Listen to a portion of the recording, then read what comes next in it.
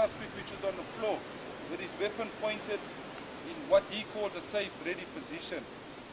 The suspect lying on the floor eventually turns over whilst lying on his 38 special, turns over and fires a shot to the chest of the policeman, or fires a shot to more than one policeman, fatally wounding them. It's important, once your suspect is down, is that your approach to the suspect at all times, your weapon will be pointed at the suspect. You're approaching, speaking to him at all times, making sure that there's no movement with his hands. His legs for now is not important. His hand movement is very important. If you cannot see his hands, you make sure that there's no movement of his body. Should there be any movement, you will be justified to use your weapon further. You approach, once you approach, you make sure that his hands is away from his body, his hands is empty. If there's a weapon, you clear the weapon away with your foot away from the suspect. And thereafter, with assistance, if you do have assistance, or if you're alone, with your free hand, start searching the suspect for further weapons. It only becomes safe if the suspect is now deceased, or you have now handcuffed the suspect. Only do you become safe. Suspect could be equipped with a hand grenade, a stun grenade which he could fall on, and if you cannot see his hands, he could roll over, pull the pin, roll the grenade, and that will be the end of the policeman. Okay, very important. To conclude on the 9mm, we need to discuss the stoppages. Like at the shooting range, we have stoppages where the weapon malfunctions, meaning you get a stoppage. Either the weapon is half cocked, either the magazine does not want to go in, or you've cocked the weapon and no round feeds into the chamber. The causes of these stoppages is carrying the incorrect magazine. Members going to the station CSC, going to the safe, somehow swap a Vector magazine with a Beretta magazine. Somehow swap a Beretta magazine with one of the other 9mm issued to the state. Although they are shooting the same type of ammunition, caliber of ammunition, we have a problem with members carrying the incorrect magazines. That is one of the reasons why we have stoppages. A stoppage could cost a member his life, his crew, or a member of the public's life once you're in a contact situation and you have a stoppage. The second thing that causes a stoppage is a dirty weapon. This is why it is a prerequisite that we hold parades. As commanders, as relief commanders, shift commanders, station commissioners, and component heads, to ensure that the weapons that the members are carrying are clean and in a working condition. Working condition does not mean that you have to demonstrate the weapon can fire, but if the weapon cannot cock, looks dirty, obviously the member must be reprimanded and the necessary steps must be taken against him or taken against her. I did speak earlier on the cleaning of the weapon. It's important that our weapons stay inspection clean, stay slightly oiled, and stay in a working condition. Now, the common stoppage that we have at the 9mm is, it could be faulty ammunition, wrong magazine, dirty weapon. For instance, you cock the weapon, you try to fire the weapon, and there's a stoppage. On the shooting range, you're given the instruction to lift up your hand. In a contact situation, you can't. Immediately your weapon is on fire, the hammer back, you fire it, do not fire. Get behind cover, place your weapon on safe, remove your magazine, cock and carry on. That's one method. The second method is, you cock your weapon, you have one up. Status 2, the weapon's in, it's ready for firing. You just need to place on fire, hammer back. You fire a shot, warning shot, or you fire a shot at the subject or the target, or you fire a shot at the suspect in the case of a progress. The weapon misfires. Immediately, once again, you cannot stand in the open. You work yourself behind cover, a drum, a tree, or your vehicle. Cock and carry on. Cock with the weekend and carry on. You try to fire, it still misfires. Immediately put on safe. Now you're behind cover, you keep your head up and you start working. Magazine out. You cock again. The weapon is still not firing. You squeeze the trigger, not firing. Then immediately what you practice, what we call an IRD. It's remove your slide. Slide release gets removed and you inspect the working parts of your weapon. And if you need to go further, remove the rod and the spring, the bridge block, and then load it again. Assemble a weapon. Load your magazine. Being aware that there are suspects around, cock, on fire, hammer back, and then you're ready for action. And you're ready? Okay, the next weapon which I want to introduce is the R5, assault rifle. I'm just going to open the folding stock. There's the folding stock. Just to talk about the folding stock a little bit. The weapon only has a folding stock for when we do a house penetration. We shorten the weapon. When we're going into load the weapon into our safe, we fold the stock. When we're traveling in a vehicle, we fold the stock. The minute we alight the vehicle, the stock has to open. But whilst I explain the stock, I will come back to explaining the sights on the weapon. I want to demonstrate the loading mechanism of the weapon. Members have been trained to load the weapon without causing ammunition to eject. The magazine, 35 round capacity magazine, at times members load 30 rounds, reason being because of the pressure of the spring on the magazine. It is important if you're right-handed, is that your finger stays outside the trigger of the weapon. Here's the trigger guard, here's the handle, you hold the handle firm, with your 3 fingers wrapped around the shooter's finger on the outside. We have a safety lever which says safe, automatic and rapid. The weapon will not function or be cocked if it's unsafe. You will break the weapon, member, if you cock the weapon unsafe. So, we have to keep in mind, just like the AK-47, our weapon has to be on automatic, on rapid, in order for us to cock the weapon. We cock once, a round will go into the chamber. But before I go on to the cocking and loading, I need to demonstrate the easiest way to load. The members carry a 30 round magazine or 35 round magazine. They load and fumble from the underneath. This is what they do. They load and this is what happens. The round falls out. It's common that the member now looks down and picks the round up. The important rule is, a round falls out of your 9mm, out of your shotgun or your R5, you leave it. You work with what you got. That's rule number 1. You keep your eyes up because obviously you're loading the weapon to go into a contact situation. The easiest way, if you're right-handed, the weapon is tucked under your arm like I'm demonstrating, held firm on the handle, held firm by your 3 fingers, the shooter's finger outside. Now I'm going to show you from this end.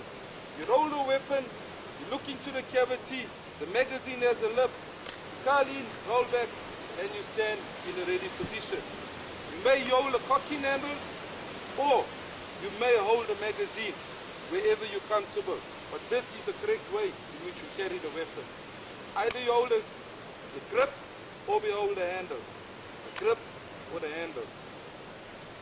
Now, in order for us to cock the weapon, I did say, the weapon has to be on fire. Imagining we got 35 rounds. You've got to put the weapon on fire. You're approaching the house, breaking in progress. Cock once, back on safe, finger away from the trigger. Your finger has to stay outside the trigger guard. You must master it, staying outside the trigger guard. You cannot look down. Where's the trigger? You must be able to feel with this. Like if you're going onto your cell phone. The common thing in the 21st century is mix it. Members mix it without looking at which letters or buttons they're pressing.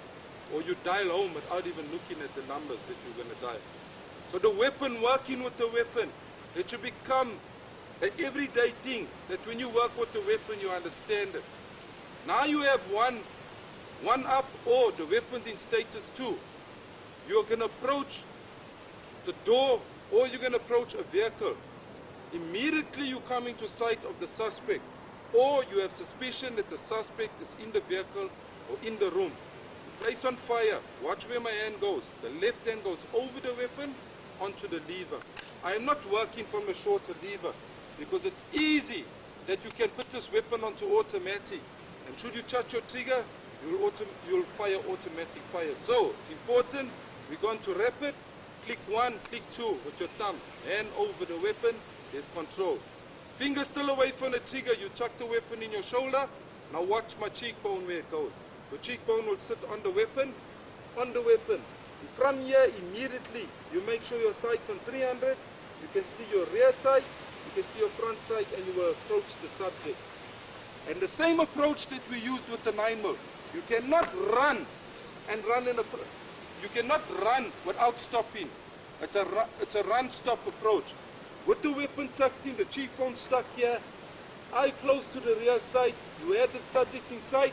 Should he pop up, should his finger pop up, you will be able to execute because the weapon is accurate. We'll put the weapon back on sight, on safe. I'm going to remove my magazine for now and I'm just going to pop the one round out. Work with an empty magazine and point out the sights to you. The R5, being a shoulder weapon or a rifle, has a rear sight, which we call a butterfly sight. Rear sight, which we call a butterfly sight. This sight has a 3 on it, on the rear sight, and it has a 5. We at all times work with a 3 showing. So when you look through the rear sight, you must see the 3. Then we have a front sight. In this piece of metal, the weapon is actually safe there. So make sure the weapon is safe, so it's empty. Got a magazine. Just going to point it down towards the camera. We have what we call 10mm pipe, hollowed pipe. On the inside we have a pin, which is the front sight. Those are actually day sights that we use. The beauty parts of this weapon is we have what we call a night sight. Watch where I'm going to. On the front of the weapon, we have a luminous sight which falls just behind our day sight. Once it's up, you see a green dot, luminous dot. And in the back or in the rear of the weapon, we have the same thing. Butterfly sight, we have 2 dots, luminous. Now, there is a common error which members fail on the shooting range and they could fail in a contact situation. The weapon is accurate. Should you fire this weapon daytime, even if you have me in your sights, I'm 10 meters away from you and you use your rear sight. If you, for instance, fire in for my head or my mouth or my neck, there's a possibility that you could shoot a meter up higher than from where I am. At no stage must a member use his night sights. The first thing when you day shift or you hand it over or you book out a weapon, make sure that your night sights are down. It's common amongst our specialized units and our shift workers who go out nighttime, night duty, that forget when they attend the progress daytime, when they carry in the same weapon they used the night before, to put down the night sights. Then we have another policeman or member which does not understand the weapon, and he or she automatically feels that they should put this sight up and they start using this night sight. And when they do target practice or they call into a contact, instead of shooting the suspect on the ground floor, they end up shooting the hostage person, which is on the first floor, which results in civil claims, at times members being detained and members being discharged from the police because of negligent use of the R5. Just to place emphasis on the carrying of the weapon, it is important that every member on a patrol van, now in the 21st century, should be carrying an R5. No member can fight crime with all the intelligence without carrying the R5, which is an assault rifle. 10 years back, 15 years back, there was the R1. Members carried the R1 on a patrol vehicle. The reason being the suspects are not only carrying handguns, they're equipped with AK-47 shotguns, the LM5, which is the replica of the R5, and even some have R4 rifles and R5 rifles, which are missing from the SADF, as well as missing from South African Police Services logistics. Stolen through robberies, house breakings, and other heists that they were involved in. Your approach with this weapon, roadblock, it's important, my stance that I'm using, that you do not point at innocent people approaching a roadblock unless you have the information which is positive, where a suspect is alleged to have been involved. Then the weapon will be in a safe, ready position as I'm carrying, not under your arm. Watch where the butt goes. It's designed for my shoulder, pointing at the safe, ready position. If the vehicle stops in a roadblock and I get the green light that this is the suspect, then I immediately will point at the suspects and the search team will go in and search the vehicle. I will also position myself so that I do not endanger the lives of other members pointing this weapon whilst they are bending in front of me or leaning into the vehicle conducting a search. Should innocent bystanders pass by, it is very easy to drop your weapon down, 45 degrees standing in a ready position. So the weapon is carried in two positions, the low ready once again and high ready. Low ready pointing towards the ground, almost at a 45-degree finger away from the trigger. Once you identified suspect, into the shoulder, cheekbone down, lining your sight, and the barrel pointed at the vital points of the suspect. Okay, there's two more things I want to mention on the R5, which we need to make part of the prerequisites or remember in terms of handling or carrying of a weapon, as the accidental discharge of the weapon. In most cases, the station falls under attack. Members grab the R5, load the magazine as I demonstrated, they cock the weapon, and guess where the finger is? Watch where the finger is. The finger's on the trigger. We cannot cock the weapon with the finger on the trigger because we'll have an accidental discharge.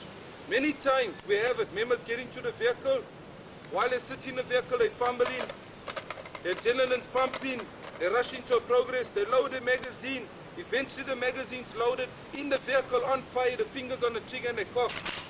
And the weapon goes off, shooting or discharging, injuring themselves, causing extensive damage to the vehicle. Either the windscreen or the ground of the vehicle, the floor of the vehicle is blown out. And then comes the paperwork, where it comes to negligence. Stop there. With the pistol as well, we have the same tendency. Member goes to progress, draws his weapon out in the vehicle, places on fire, hammer back, correct, incorrect way of getting his weapon into status 2. With his finger on the trigger, cocks the weapon, weapon goes off, discharges, shooting himself in the leg, shooting the crew, or if he's in the back seat of a vehicle, obviously seriously injuring or maybe fatally wounding one member sitting in front, the driver or the crew. At no stage must your finger be on the trigger when you're cocking the weapon. I said the finger, the shooter finger, which is the warning finger, you warn your kids, you warn a suspect, get down, that's the same finger. That is the decider of whether the weapon will be discharged. That finger has to remain outside your trigger guard. You see the pistol has a trigger guard, the shotgun we carry has a trigger guard, so does the R5. It stays outside. It moves a few millimeters from one point onto the trigger once you're ready to discharge your weapon.